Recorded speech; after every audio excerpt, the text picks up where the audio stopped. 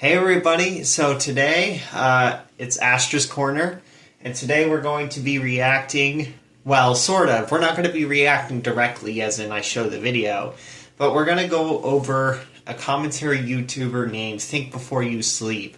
We're going to go over one of his videos, Why No One Wants to Date Trans Women. Now I did find that the title was kind of disconnected from the video. There's like several parts that he kind of talks about, like several different things. So I don't know if the video is the best, like the title is the best thing for the video, like the most related. So for viewers coming to this channel, like new viewers that are coming to this channel, because I might get a few, I don't expect many, I expect maybe 20 views on the video.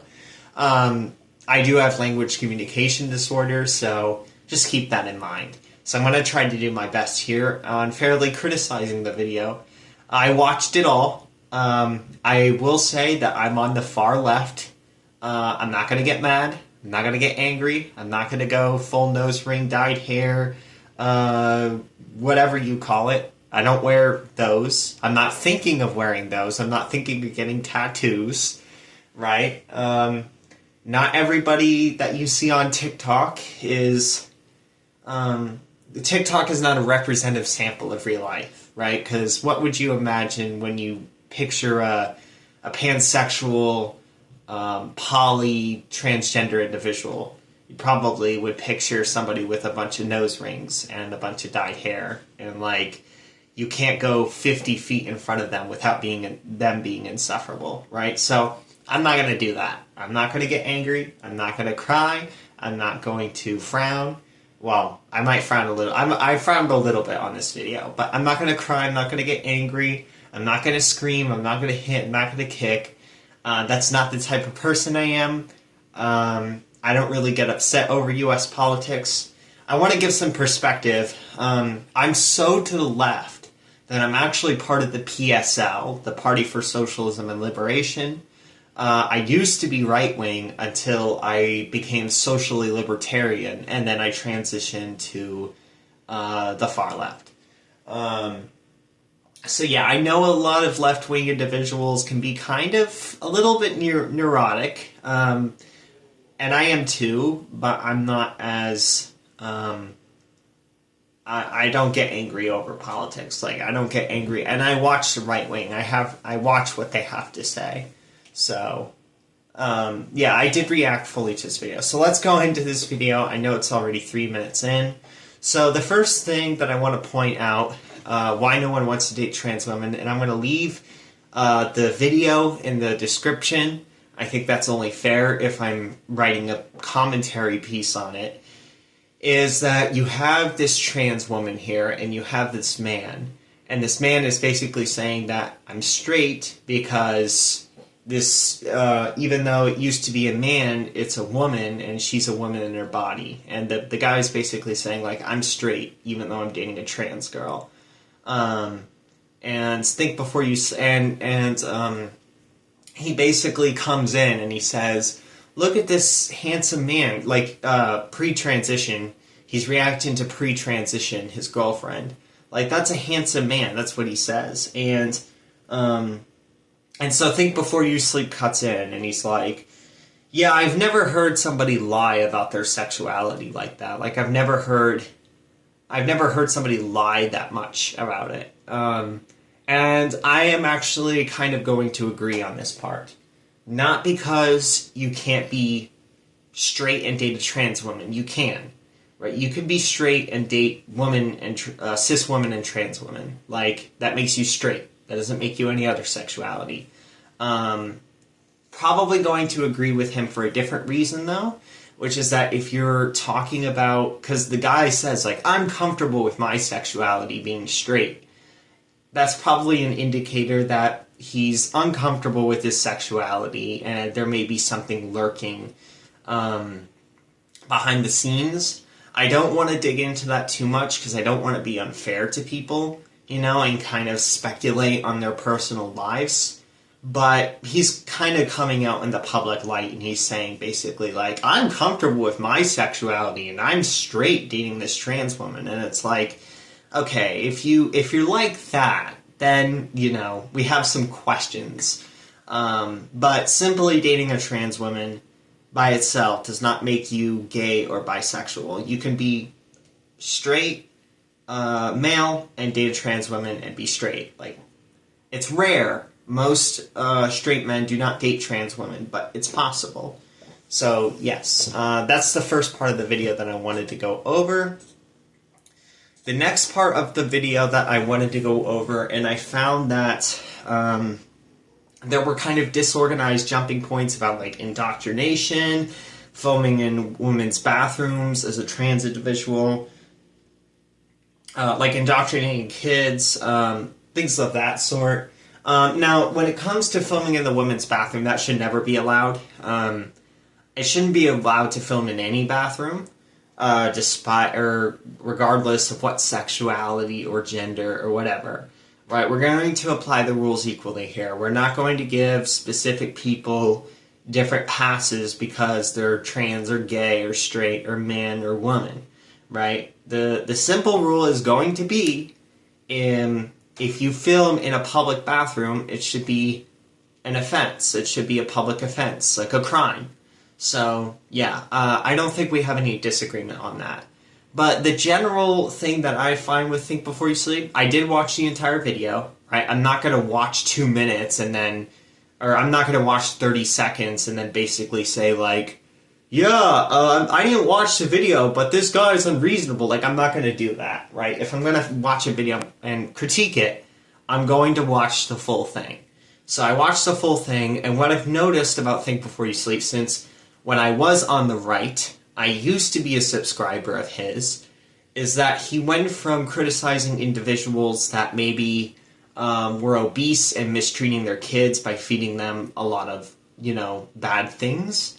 For example, he went from criticizing individuals using their own kind of like what they showed to the world against them. Like, not against them, but use them as critiques, which makes sense, which is reasonable.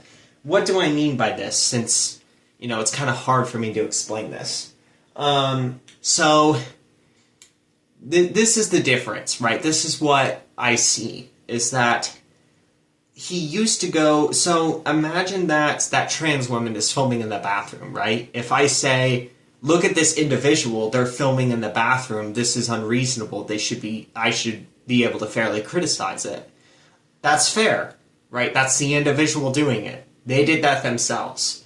The problem that I find with Think Before You Sleep is that now he's moved on to showing TikToks of people, unreasonable individuals, of part of a community that he's talking about, and he basically shoves the entire community onto that. So he's moved from critiquing individuals because of, like, who they are and what they do, which is fine, to criticizing individuals and assigning groups to them, and then kind of using the groups, kind of using those individuals to kind of talk about the entire group, which I find to be a bit unfair, a bit unreasonable. So yeah, that's my main criticism of a lot of the video. Why no one wants to date trans women. Again, the title is a little off-centered for considering the in totality of the content. I find it to be a little disheveled. But yeah, this is what I find, is like you see somebody lecturing to middle schoolers, you see like people on TikTok that are freaking crazy, that are, you know, like on the border of mental breakdowns, and you kind of assign it to the entire trans group. And that I find to be, I would say that TikTok is not representative of real life. If you go on Instagram, you know it's all fake. If you go on Snapchat, you know it's all fake. It's the same with TikTok, right? If you imagine Reddit, for example, and how Redditors are like, they're fedora tippers. We hate Redditors, right? Leftists actually hate Redditors. This is a true story. It's only liberals that like Redditors. Us leftists, we don't like them. That's a fun fact, by the way. What you'll find is that if you go anywhere in the general population, if you go, what I find is that most people that do not use Reddit don't like Reddit. They hate Reddit. It's only that small group of people, fedora tippers, that actually like Reddit. So, yeah, I mean, I use Reddit occasionally to find people, but I hate Reddit myself for the most part. I hate the political echo chamber that it is of the Democratic Party, because I'm further to the left than that. But yeah, the point is you can't just categorize Reddit as real life. The fact is that most people do not like Reddit. Most people stay away from it. And you'll find that people are usually a lot more moderate and balanced in the way they approach things in real life than if you're to go on these platforms with these insane vocal minority of people, the dyed hair, the nose rings. You can't approach them within 50 feet. They look like, they purposefully make themselves look as visible as possible. And they're aggressive. You're gonna find people that are a lot more chill in real life that are not on these platforms, because on social media platforms, it's the loudest people that get the most attention. So, that's what I find about Think Before You Sleep, is that you can't use social media and just assign the transgender group to it. And you can't just use the small minority of people in the community that are very histrionic, as we should say, and basically say, yeah, this is it. There's this one person that's filming in the women's bathroom or indoctrinating kids, and this group is doing this. They, as in the trans woman, are indoctrinating kids. And it's most of us are not doing this. Most of us are not lecturing to middle schoolers about why you need to respect transgenders. And most of us are not filming in bathrooms where people are trying to do their business. So yeah, if you want to debate the bathroom bill and everything like that, that's separate from what I'm talking about here. And that's a discussion for another day. This is all I wanted to bring to attention. So going on to, that's a lot of the video right there. Next thing that I want to talk about is I don't know why, but there's this girl, and she has the tag Mary Kate Delvey. And basically what she says here, and what I find Think Before You Sleep says, is that the mass majority of transgender girls do it because it's a fetish. That cross-dressing is a fetish, and taking, I don't think Think Before You Sleep said HRT is a fetish. But I can tell you that there are a lot of trans girls out there that only transition because they want this. They want this, and they like it because they're addicts of porn. I'm not going to say this doesn't exist. It definitely does. There are some transgender people out there, trans girls, that legitimately do have a cross-dressing fetish, or they take HRT and they grow chest fat because they sexualize it constantly. I'm not going to say that there aren't people like that out there. In my experience, I find that it's kind of a minority of people. I think the vast majority of trans women transition because of gender dysphoria, and because they transition because of gender dysphoria. This is kind of a he said, she said thing, because there's no statistics on this really. There's not, as far as I'm aware, that you're not going to pull like statistics on, and even if there was, there'd be a response bias, right? People are not going to say, "Oh yeah, I transitioned because I have a fetish." What I will say, I guess, is you're right.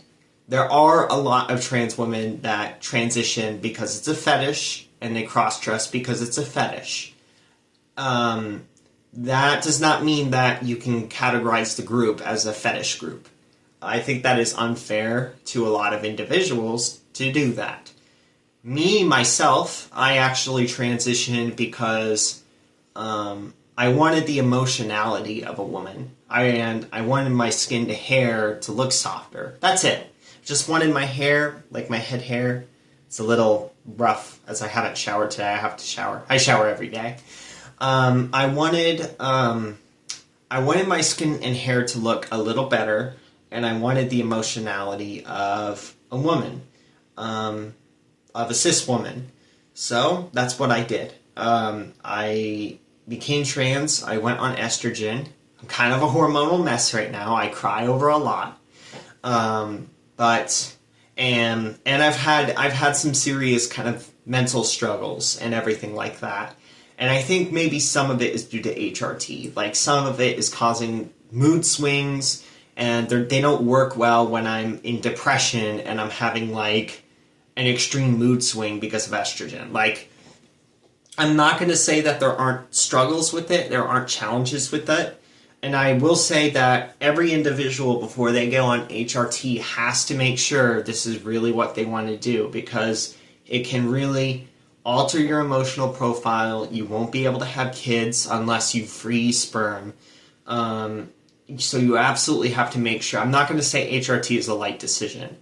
But basically, my story is that I didn't do this as a fetish.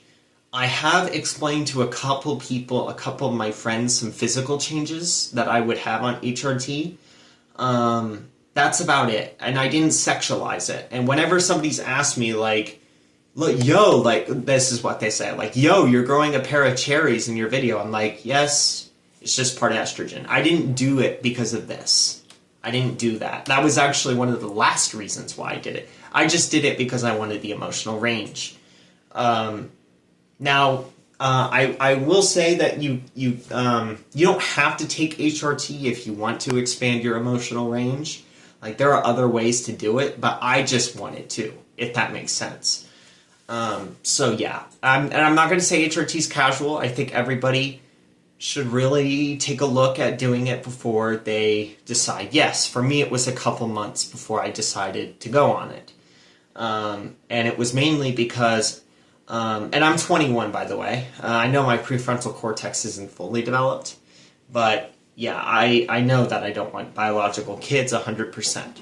So that's why I went on it. Okay, moving on. So we know that some trans girls, the next thing is that Think Before You Sleep says that trans women don't disclose that they're trans on dating apps. Now, I find this a little interesting because earlier in the video, it seemed like he was implying you can visibly tell when trans people are trans. And now he's saying that lesbian apps, and even straight apps, or I'm sorry, gay dating apps, they don't disclose that they're trans. Now, this is kind of a he said, she said thing, because I watched this segment, and I haven't seen, you know, statistics, or I haven't seen any sort of, like, evidence or proof or anything of how prevalent this is. There are trans girls that do this, that do catfish people, that do not disclose that they're trans. I personally always disclose that I'm trans if I'm on a trans dating app. Or I'm sorry, if I'm on any dating app. And I think that is a necessary thing to do. Sorry, just one of my friends contacted me. I think that is a necessary thing to disclose. But this is kind of a he said, she said thing. There was something I wanted to add to it. Oh, yeah. There are also, keep in mind, a lot of gay and bi and straight people that will also catfish people as well. So this is not really a trans thing. I understand that it is kind of specific to their whole thing. You know, they're transgender and they don't disclose it. But what I'm saying is, like, we're not the only people that catfish people.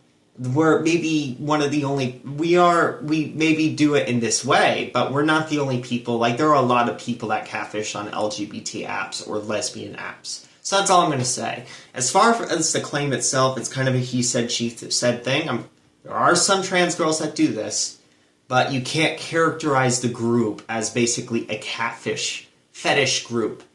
You can't do that based on just saying so and presenting one or two TikToks. Like, that's not going to work.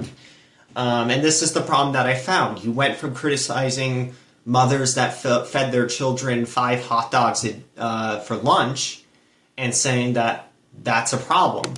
But now you're saying this woman fed 5... This is just an example of what I'm saying. Now you're saying this woman fed 5 hot dogs to her kid for lunch, and now every woman does it. That's the kind of analogy that I'm using here. This is the problem that I found with your content. So moving on here. Just a little note. There was a segment of the video where they talked about periods in trans women. Now, there is a lot of confusion on this, so I'm going to give a straight and honest answer. We cannot have periods. However, with the hormonal shifts in our body, our brains can basically, like if we're on HRT, our brains can basically make us have PMS-like symptoms. So we might have sore breasts, like here and here. We might have, some stomach pain, some like hot flashes. I've had them like once before, and it was really uncomfortable. I'm not going to say that they're of the level or intensity of a real period, because they aren't. They just aren't. Periods involve a lot, like cis women's periods involve a lot more distress, a lot more symptoms. There are stages of it. But I'm not going to sit here and say that this kind of period or PMS-like thing doesn't exist, because it does. It does for us on HRT, and a lot of people don't understand that it does. It actually does. And it is distressing. Now, you might be saying, well, ours are optional. Like, ours are optional. But the thing is if we don't go on HRT, then we have to deal with a massive wall of dysphoria. And gender dysphoria is backed by science. There is a scientific basis for it. Not every trans woman has gender dysphoria. That's a good thing to know. But for a lot of us, it's not as easy as a choice as it appears to be. We can always come off the estrogen, but we might be kind of mentally unhappy with the fact that we're not getting that kind of care, I will say. So, yeah, I'm not going to say it's the same. I'm not going to say it's as severe, but it is a thing. So I just wanted to make sure, because some people just genuinely don't realize that. Okay, next. There's just a classification problem with this woman here, woman of color, saying the term, so this is what I want to apply, because she was saying, I'm not cis woman, I'm just a woman. So I just wanted to say that our term trans woman is not to minimize cis woman in saying that they're any less valuable or they're any less of a woman. So it's just a respectful term given to individuals that were born male, and we just don't align with our biological sex. That's all it is. It's not to minimize anybody. So yeah, that's all I wanted to say to that. We know that gender dysphoria is a mental illness. So that's all it is. It's not to try to take away from what cis women are.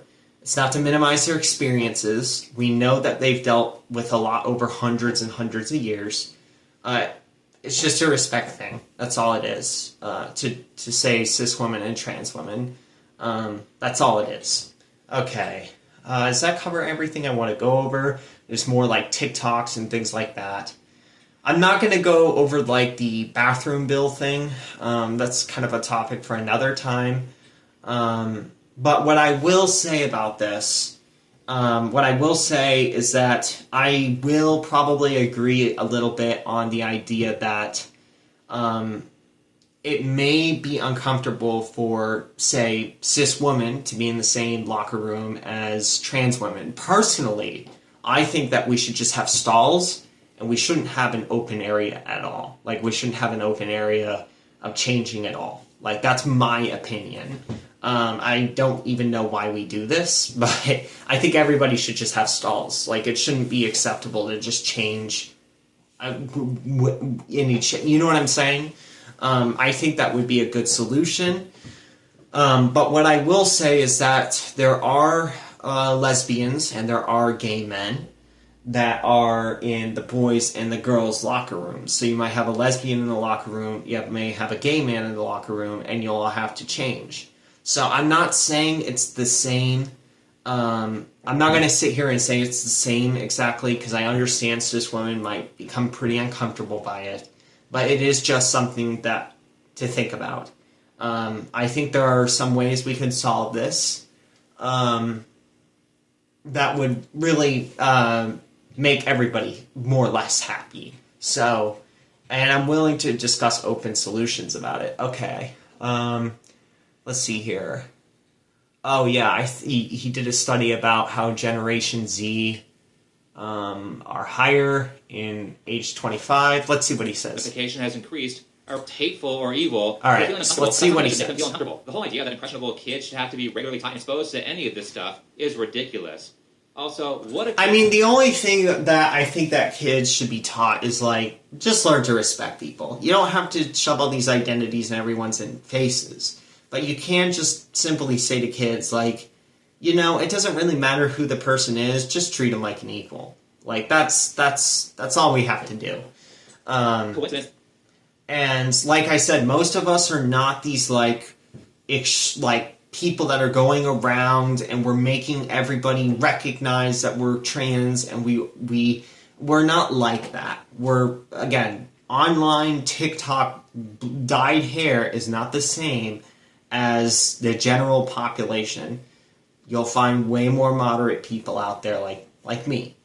So that's all I think I want to... Oh, yeah, that's all I want to... There's one more thing, which is that cisgender being used as a slur. This is something that I have to heavily disagree on. There are trans people out there that genuinely do hate cisgender people. They just hate them. Like, they just don't like them. They don't like them. And I think those people are kind of despicable. Like, you don't have to... If somebody wants to remain the sex that they were assigned at birth, if they were assigned female at birth and they want to stay that way, that's fine. That's literally fine. There's nothing wrong with that. They can choose to do that. But we do not use it as a slur. We basically just say, they remained that way since birth. That's all. It's not meant to be a slur. A lot of communities may use it as a slur.